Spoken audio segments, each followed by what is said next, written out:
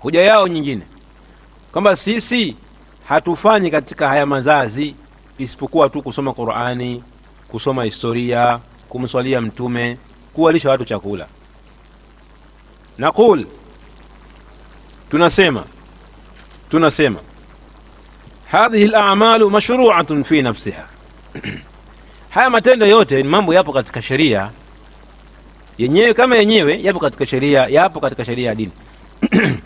Yani kila jambo katika haya ambayo umeyataja lipo katika asili ya kwamba ni jambo la kisheria.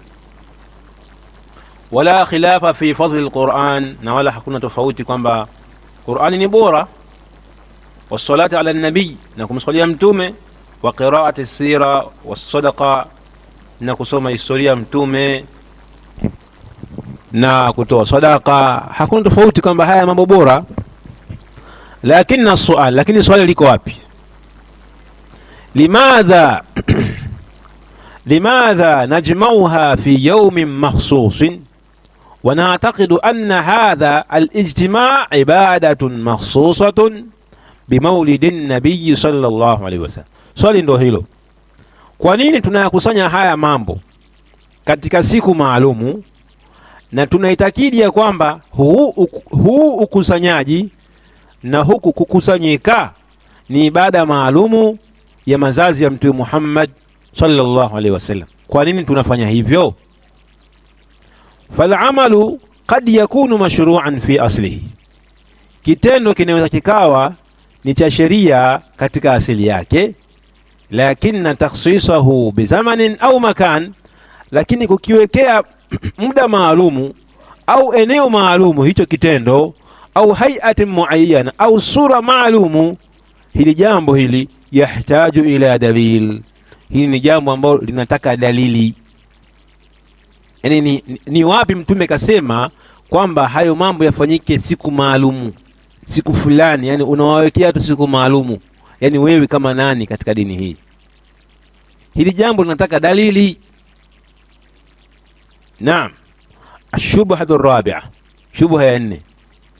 Qala an-nabiy sallallahu alayhi wasallam, amesema nabii sallallahu alayhi wasallam juu yake, man sanna fil islami sunnatan hasana. Wanasema kwamba watu wa maulidi, mtume anasema atakayeanzisha katika Uislamu jambo zuri. Kwa hiyo na wao wameanzisha jambo zuri, yani ndivyo hoja yao.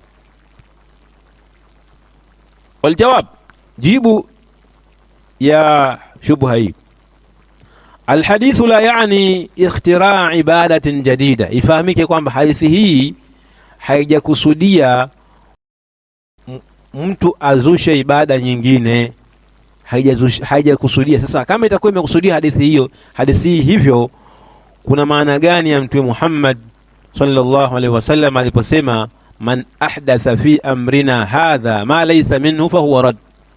Atakayezusha katika dini yetu hii jambo ambalo halipo, litakuwa ni lenye kurejeshwa kwake. Haya maneno yatakuwa na maana gani? Kwa hiyo sio maana hiyo. Makusudio ya hadithi hii ni kwamba hapa inakusudiwa ibada ambayo ipo katika sheria, katika asili, lakini watu wameihama, hawaifanyi, imekuwa kama vile haipo. Ndio akaja mtu akaihuisha, akaianzisha tena, watu wakaanza kuifanya. Kwa hiyo ni ibada ambayo ipo katika asili.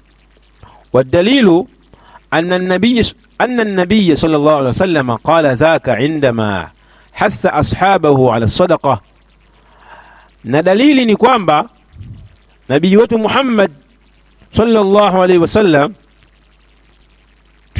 alizungumza maneno hayo kipindi alipokuwa amewahamasisha maswahaba wake kutoa sadaqa. Fatasaddaqa rajulun, akatoa sadaqa mmoja wao, akaanza kutoa yeye. Thumma tabi'ahu an-nas, kisha watu walipoona hivyo na wao wakamfuata.